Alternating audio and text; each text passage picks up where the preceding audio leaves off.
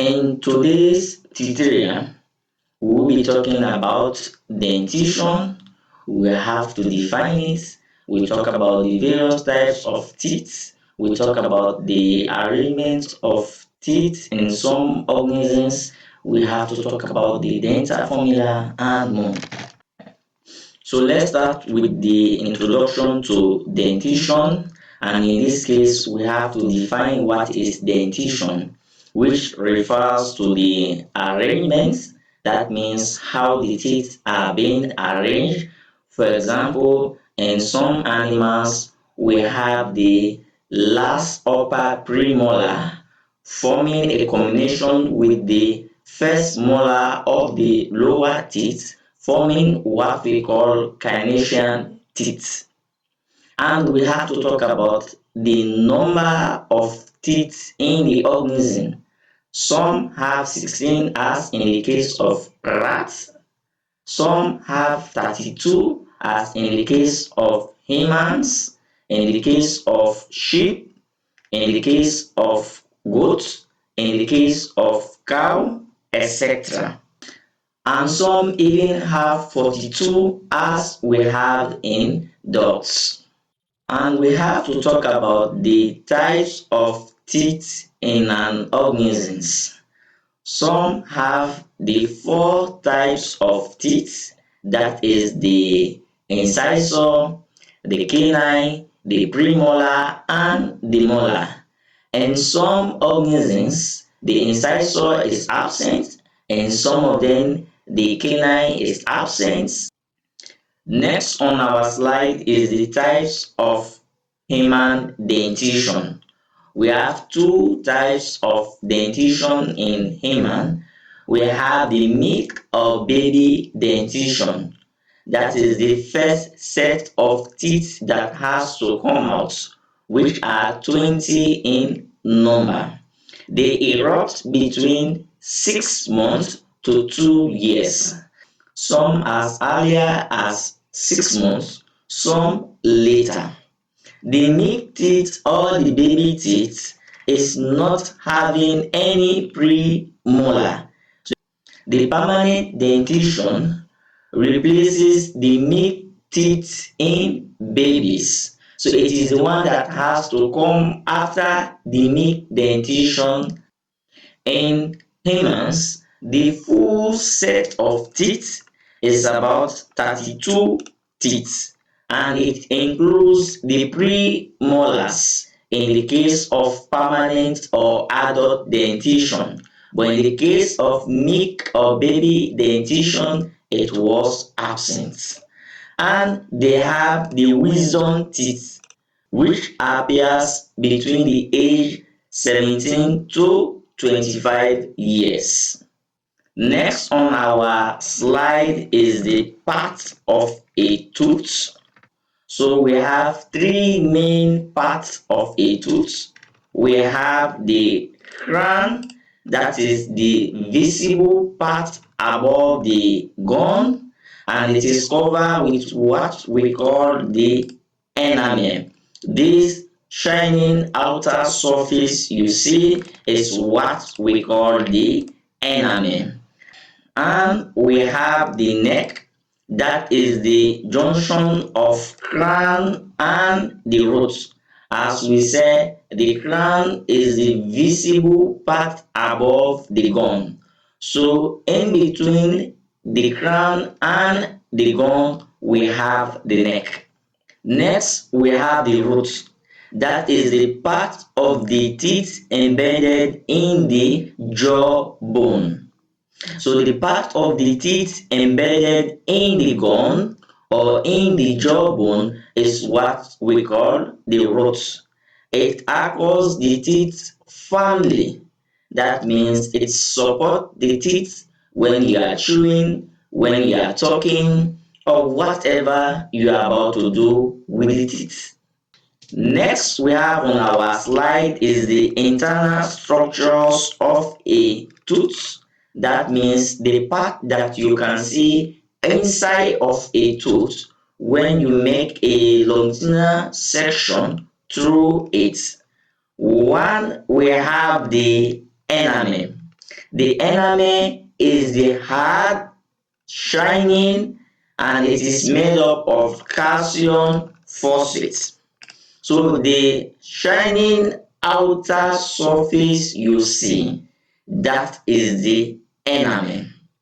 The enamel protect the dentine. As you can see here on this diagram here, this is the enamel. You can see it. It is the shining outer surface, and you can see just below the enamel we have what we call the dentine. That means the enamel protect the dentine because it is the one covering it. The enamel provides the biting surface. Next we have is the dentine. As I said, it is the one just below the enamel. So the dentine, it is beneath the enamel, and it protects the pulp cavity. As you can see here, this is the dentine, and just below the dentine, you have the pulp cavity. This cavity is having nerves. This cavity is having blood vessels. In fact, the pulp cavity is regarded as the living part of the teeth. Next we have is the pulp cavity that we have to talk about it now. The pulp cavity, just like I said, it contains blood vessels. That means the teeth will have eat nutrients through the pulp cavity because it is the pulp cavity that is having blood vessels. So it will have nutrients, it will have oxygen through those blood vessels coming with the blood to it. And it have nerves. So if you are feeling any sensation of pain or cold, it is through the nerve vessels that are found in the pulp cavity. So the pulp cavity, it nourishes and makes the teeth sensitive. And lastly, we have the cementum. This cementum is a bone-like structure.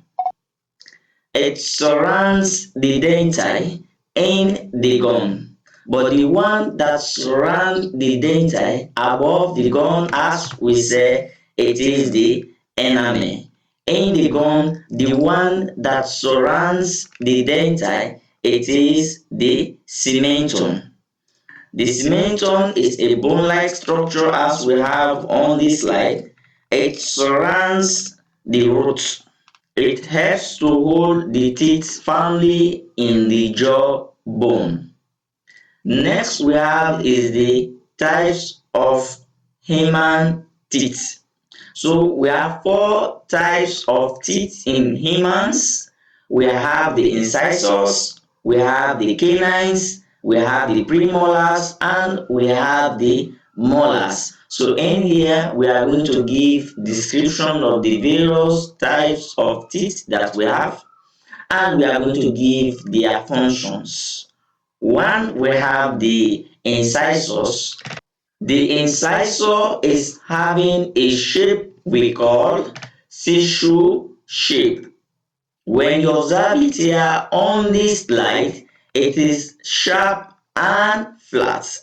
Because it is sharp and flat, just like tissue, that's why we have it on this slide, tissue shape. The incisor, it is used for cutting and biting into food. And next we have the canines. The canine, it is also sharp and pointed, not flat. That is the difference in structure between the incisor and the canine. The incisor, it is sharp and flat, but the canine, it is sharp and pointed. The canine, it is used for tearing and gripping food. Most often it is found in carnivorous animals that they use to tear flesh from bones. Or sometimes the animal may want to escape. So they use it to firmly grip the animal so that the animal cannot run away. And we have the premolars. The premolars, they are flat with cups. The cups, they are round projection that you can see at the upper surface of the teeth. So the premolars here, you can see they are having this round projection at their upper surface. The premolars, they are used for crushing and grinding of food. For example, bones. Lastly, we have the molars. Molars, they are large, broad, and they have multiple cups. How to identify the difference between premolars and molars? The premolars, most often they just have two cups. That means two round pointed surface at the upper part. But the molar, most often they have more than two cups. As we have here on this slide, you can observe this upper part here, it has three cups. Most often when you observe the premolars, the part that is embedded in the jaw, the root is just divided into two, as you can observe it here. But when you observe the molars here, it is divided into three parts. The molars, it is used mostly for grinding and chewing of food. So in WAEC, most often they will come with the teeth. In the practicals, you can see the various types of it. You will be asked to identify which one is the incisor, which one is the canine, which one is the premolar, and which one is the molar. And you will be asked to describe them, and you will be asked to give one function of it. So let me just recap on what I have taught. We have the incisor, which is sharp and flat, and it is used for cutting and biting into food. We have the canine, which is sharp and pointed, and it is used for tearing and gripping of food. And we have the premolar. As I said, the premolar, it is most often having two cups. And when you observe the root that is embedded in the jaw, it is just divided into two, like you can see below here. And I said the premolars, they are used for crushing and grinding of food. And lastly, we have the molar. The molar, it is the largest of them all. It is broad and it is having multiple cups. That means it has many round pointed ends, and it is used for grinding and chewing of food. Next on our slide is the dental formula. Shows the number of each teeth in half of upper and lower jaws. So we are not trying to count the number of all the teeth that we have when we are dealing with dental formula. What we do, we have the upper part, we have the lower part. The upper part, we count half of it, let me say from the middle of this point here towards here, and the lower part, we count half of it from here towards here. So what we have here plus what we have here, we multiply it by 2 to give us the number of teeth in an organism. So let's try an example that we have here on the slide, that is the dental formula in human. As we said, we have 4 types of teeth. We have the incisor, we have the canine, we have the premolar, and we have the molar. So the number you see on top, it is the one representing the upper teeth, and the one you see below, it is the one representing the lower teeth. So in human, the incisor, the upper part, we have 2. As we have it here, we have the central incisor and we have the lateral incisor. We have the same one at the lower teeth. and we have the canine. The canine we just have one here, and we have the premolar. The premolar we have two. We have the first premolar and we have the second premolar. We have two below again, and we have the molar. We have the first molar, second molar, and we have the last molar, which we call the wisdom teeth.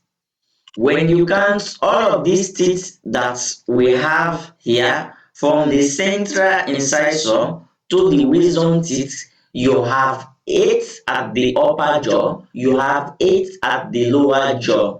8 plus 8 is 16. So in that case, what you have to do, you multiply the 16 by 2, because you have divided it into two, the upper part and the lower part, and you are just counting half of the upper part from this part to this part, from this part to this part. So whatever you have, you multiply by 2 for you to have the full set of teeth. That is the 32 teeth that we have in adult human. Let's briefly talk about dentition in other animals, although it is not on our slide, but let's just briefly run over it. Let's start with the common one that we have around us, that is dog. Dogs, they have 42 teeth and their dental formula is as follows. Let's start with the upper part. The upper part is having 3 incisors, 1 canine, 4 premolars, and 2 molars. That is the upper part. In total, we have 10. As I told you, in dental formula, we have the lower teeth, we have the upper teeth, and we are just going to count half of the upper teeth from this part to this part, and half of the lower teeth from this part to this part. So in those, we have just counted half of the upper teeth from this part to this part. Now let's go to the lower teeth. At the lower teeth, we have 3 incisors just like above. We have 1 canine just as above. We have 4 premolars just as above, but we have 3 molars, in which in the upper jaw we are just having 2. So the upper is having 10 teeth and the lower is having 11 teeth.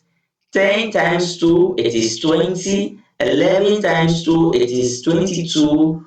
20 plus 22, we have 42. That is how we have the number of teeth in dogs. The next common animals we are going to talk about are sheep, goat, and cow, etc. They have the same dental formula, and their dental formula is as follows. Let's start with the upper jaw. In the upper jaw, as we said, we are going to divide it into two. We count halfway. They have 0 incisor. That means they have no incisor at the upper jaw. They have 0 canine. That means at the upper jaw, they have no canine. They have 3 premolars and they have 3 molars at the upper jaw. In the lower jaw, they have 4 incisors, but they have 0 canine. That means the canine is completely absent in them. They are not found in the upper jaw, they are not found in the lower jaw. Take note of this one. And they have 3 premolars and they have 3 molars. So in total at the upper jaw, they have 6 here and 6 here, making a total of 12. At the lower jaw, they have 10 here and 10 at this part, making a total of 20. 20 plus 12 give us 32. So that is their dental formula. For these herbivorous animals that we have described, they have what we call diastema, diastema, which is a space left by the absence of a teeth or the space that is found in between a teeth. And lastly, we have the rat. For the rat, I'm just going to tell you the number of teeth that they have. That is 16. And one more thing to remind you of in dental formula, that is the carnation teeth that we have in carnivorous animals. Mostly, we have it in carnivorous mammals. For them, the last premolar of the upper teeth and the first molar of the lower teeth. They form a special type of arrangement forming what we call carnation teeth. Now let's talk about importance of dentition. One, it is digestion because it has to break down the food into tiny particles. In fact, digestion of food starts in the mouth with the teeth. And two, it assists in speech. For example, certain words you want to pronounce, you pronounce them with the help of the teeth. You cannot pronounce the teeth without using the teeth, as you have to make use of the tongue together with the lower teeth for you to pronounce the teeth, and many more pronunciations. And lastly, they are used in defense. For example, the canines, especially in early humans, they were used for defense. And even in modern days, humans like me, it was one of my best defense strategy.